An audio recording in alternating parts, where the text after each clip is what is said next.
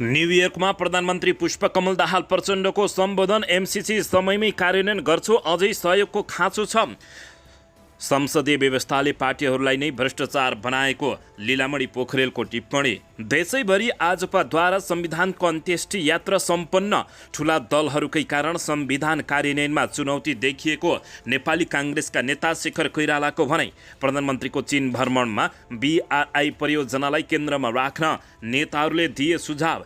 देउबामाथि दबाव बढाउने शेखर कोइराला गगन कुमार समूहको रणनीति। देउबासँग गगन कुमार थापा र शेखर कोइरालाले दिए चेतावनी। तपाईले मात्रै सरकार टिकाउने भए टिकाउनुहोस्, हाम्रो साथ छैन। दलाल नोकरसाही पुँजीवादकरणका कारण संविधान कार्यान्वयनमा समस्या भएको माधव कुमार नेपालको भनाइ। राष्ट्रपाको पनि आलोचना हुन थालेको छ, तर हामी अरूभन्दा फरक भएको रवि लामिछानेको भनाइ। र जङ्गी निशाना उठाउँदै ओलीले भने लोकतन्त्रको दियो कहिले निम्न र झुक्न दिने छैनौँ। डाक्टर बाबुराम भट्टराईले व्यवस्था गर्दै प्रचण्डले महेन्द्र राय यादवसँग राखे पार्टी एकताको प्रस्ताव। संविधान दिवसमा राष्ट्रपति पौडेलले गरी शीतल निवासमा रात्रिभोजको आयोजना। संविधान दिवसमा राष्ट्रपतिको निम्तो मान्न गएनन् केपी शर्मा ओली र बालेन्द्र शाह। शिक्षा विधेयकमा शिक्षकहरूसँगै मेयर बालेन्द्र शाहको पनि असहमति, तर विद्यालय बन्द गरेर कारबाही गर्ने दिए चेतावनी। यता काठमाडौँ महानगरपालिकाका सामुदायिक विद्यालयका प्रधानाध्यापकहरूले भने आन्दोलनमा विद्यालय बन्द गर्छौँ, जे गर्न सक्छौ गर। अब हेर्नुहोस् पुरा समाचार।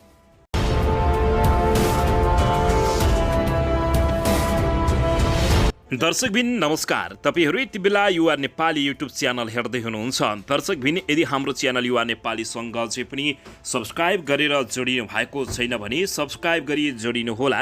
साथमा सँगै रहेको बेल आइकनलाई दबाउन पनि नभुल्नुहोला।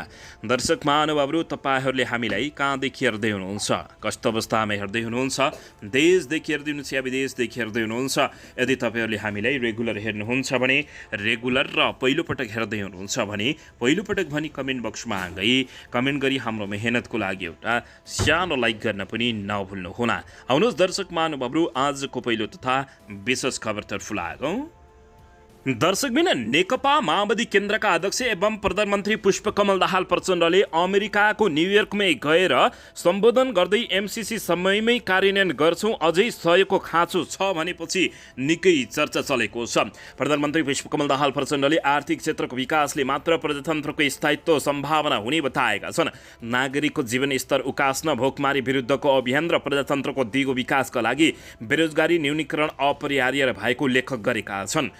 संयुक्त राष्ट्रसङ्घको 78औं महासभामा भाग लिन न्युयोर्क पुगेका प्रधानमन्त्री दाहालले अमेरिकी विदेश मन्त्री एन्थोनी ब्लिङ्केन र अमेरिकी सहयोग नियोग USAID का प्रमुख प्रशासक समान्था पावरले आयोजना गरेको डेमोक्रेसी डेभलपर्स विषयक सम्मेलनलाई सम्बोधन गर्दै यस्तो बताएका हुन्। नेपाली इतिहासमा नागरिकको सङ्घर्ष योगदानका आधारमा निर्मित छ भने उनले भने यस्तो सङ्घर्ष स्वतन्त्रता, न्यायिक अधिकार, समानता र सशक्तिकरणका लागि भएको प्रधानमन्त्री पुष्पकमल दाहाल प्रचण्डले बताएका छन्। प्रधानमन्त्री पुष्पकमल दाहाल प्रचण्डले प्रजातन्त्र, मानव अधिकार, न्याय र सशक्तिकरणमा नेपाल र अमेरिकाको मान्यता समान रहेको धारणा राखेका छन्। नेपालको सामाजिक आर्थिक विकासमा अमेरिकाले पुर्याएको योगदानको चर्चा गर्दै प्रधानमन्त्री प्रचण्डले अमेरिकी सहयोग नियोग मिलेनियम च्यालेन्ज निरन्तरता दिँदै आगामी 5 वर्षभित्र 65 करोड 90 लाख अमेरिकी डलर सहायता दिने कुरा महत्त्वपूर्ण भएको प्रधानमन्त्री प्रचण्डले बताएका छन्। मिलेनियम च्यालेन्ज कम्प्याक्ट एमसिसी सांसदले 12 बुँदे व्याख्यात्मक टिप्पणी सहित पारित गरेको र यसलाई समयमा नै कार्यान्वयन गरी सम्पन्न गर्न तयार भएको भन्दै प्रधानमन्त्री पुष्पकमल दाहाल प्रचण्डको भनाइरहेको छ। सन् 2026मा मध्यस्थ स्तरको विकासशील राष्ट्रमा जाने तयारी गरेका छौँ। यसका लागि हामीलाई विकास साझेदारहरूको अझै बढी महत्त्वपूर्ण सहयोगको खाँचो रहेको प्रधानमन्त्री प्रचण्डले बताएका छन्। दर्शकबिन यसैबीच यता नेकपा माओवादी केन्द्रका स्थायी समिति सदस्य लीलामणि पोखरेलले वर्तमान संविधान सम्झौताको दस्तावेज भएको बताएका छन्। संसदीय व्यवस्थाले पार्टीहरूलाई नै भ्रष्टाचार बनाएको लीलामणि पोखरेलले बताएका हुन्। संविधान दिवसको अवसर पारेर पार्टीको धनगढी माई नगरपालिका कमिटीले आयोजना गरेको वर्तमान संविधान र हाम्रो दृष्टिकोण विषयक अभिमुखीकरण कार्यक्रममा नेता पोखरेलले आफ्नो पार्टीले चाहे जस्तो नबने पनि सबैको सहमतिमा संविधान जारी भएको बताएका छन्।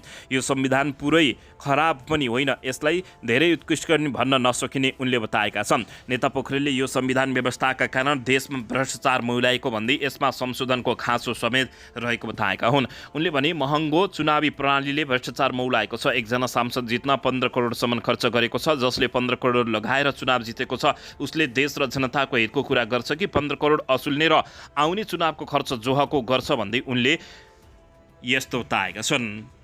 दर्शकबिन यसैबीच यता सरकारले संविधान दिवस भव्य रूपमा मनाउँदै गर्दा प्रभु शाह नेतृत्वको आम जनता पार्टी आजपाले सोही संविधान दिवसको विरोध र अन्त्येष्टि यात्रा निकालेको छ। अन्त्येष्टि यात्रा निकाल्दै गर्दा प्रदर्शनकारी र प्रहरीका बीचमा केही ठाउँमा सामान्य झडप समेत भएको छ।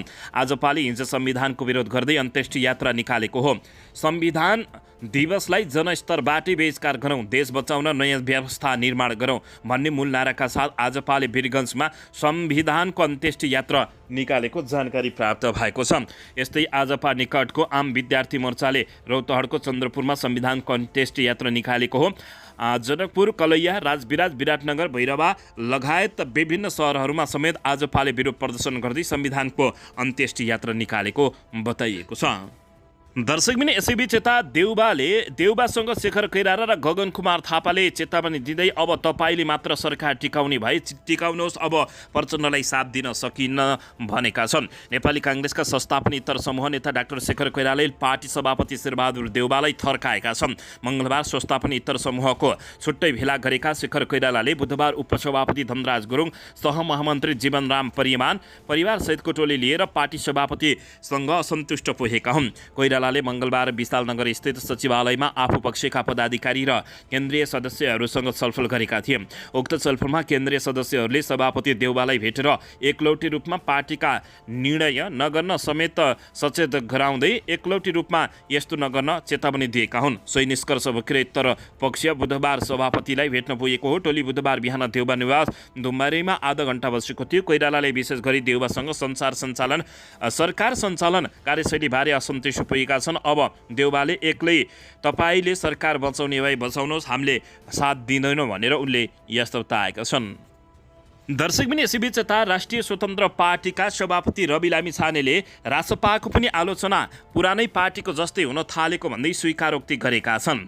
राष्ट्रिय स्वतन्त्र पार्टी रासपाका सभापति रवि लामिछानेले पुराना पार्टीलाई झैँ आफ्नै दललाई पनि आलोचना गर्न थालिएको बताएका हुन्। उनले परम्परागत राजनीतिक शक्तिहरूलाई झैँ हेर्न थालिएको भन्दै रासपा अरू पार्टीभन्दा फरक भएको बताएका छन्। पार्टीको राजनीतिक वैचारिक दस्तावेजका लागि सुझाव सङ्कलन गर्न रोल्पाको थाबाङ पुगेका सभापति रवि लामिछानेले फेसबुक लाइभ मार्फत फरक देखिएका हुन्। लामिछानेले राष्ट्रिय स्वतन्त्र पार्टीले प्राइमेरी इलेक्सन गरेर नेता छान्ने विधि अगाडि सारेको बताउँदै भ्रष्टाचार विरुद्ध आफ्नो पार्टी निकै अगाडि गरेको बताएका हुन्। रासपाले अहिले ओडा तहमा सङ्गठन विस्तार गरिरहेको छ। मङ्सिरदेखि महाधिवेशन प्रक्रिया सुरु गर्नेछ।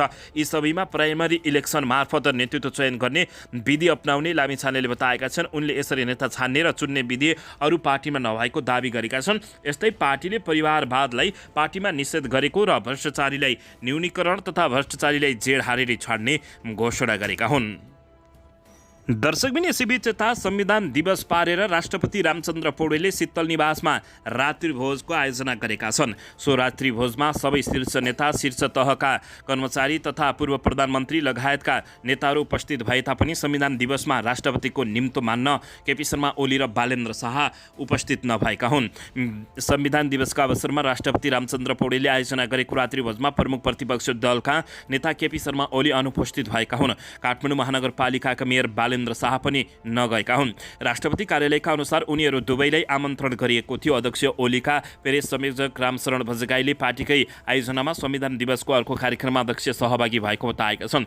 अहिले नारायणचौरमा दीप प्रज्वलनमा अध्यक्षज्यू जानु भएको छ, उनले हिजो भनेका थिए। एकै समय दुई कार्यक्रम परेकाले शीतल निवास जान सक्नु भएन। उनले भने मेयर बालेन्द्र शाह नजानुको कारण खुल्न सकेन। महानगरका प्रवक्ता नवीन मानन्दारले यसबारे जानकारी नभएको बताएका हुन्। मेयर बालेन्द्र शाहले यस वर्षको गणतन्त्र दिवसको समारोह भने बहिष्कार गरेका थिए। काठमाडौँका मेयर बालेन्द्र शाहले हिजो बिहान संविधान दिवसको औपचारिक कार्यक्रममा भाग लिन टुडीखेल गएका थिए। उनी कोट प्यान्ट र कालो चस्मा लगाएर पुगेका थिए। ललितपुर महानगरपालिकाका मेयर चिरुबाबु महर्जन भने शीतल निवास पुगेको खबर प्राप्त भएको छ। दर्शकबिन यसैबीच यता शिक्षा विधेयकमा शिक्षकसँगै काठमाडौँका मेयर बालेन्द्र शाहले पनि असहमति जनाएका छन्। तर काठमाडौँमा विद्यालय बन्द गरे काठमाडौँका मेयर बालेन्द्र शाहले शिक्षकहरूलाई चेतावनी दिँदै नोकरीबाटै निकालिदिने बताएका छन्। तर काठमाडौँ महानगरपालिकाका सामुदायिक विद्यालयका प्रधानाध्यापकहरूले भने आन्दोलनमा विद्यालय बन्द गर्ने र आन्दोलन गर्ने जनाएका छन्। दर्शकबिन यसैबीच जङ्गी निशाना उठाउँदै केपी शर्मा ओलीले लोकतन्त्रको दियो कहिले निभ्न र झुक्न दिने छैनौँ भनेका छन्। बाबुराम भट्टराईलाई व्यवस्था गर्दै प्रचण्डले महेन्द्र राई यादवसँग एकताको प्रस्ताव राखेपछि बाबुराम भट्टराईलाई निकै कडा झड्का लागेको छ। दलाल नोकरशाही पुँजीवादी करणका कारण संविधान कार्यान्वयनमा समस्या भएको माधव कुमार नेपालले बताएका छन्। देशमा दर्शक महानुभावहरू राजनीतिले निकै उथुल पुथल पारेको छ। यसबारे तपाईँहरूले के भन्न चाहनुहुन्छ प्रतिक्रिया दिन नभुल्नुहोला।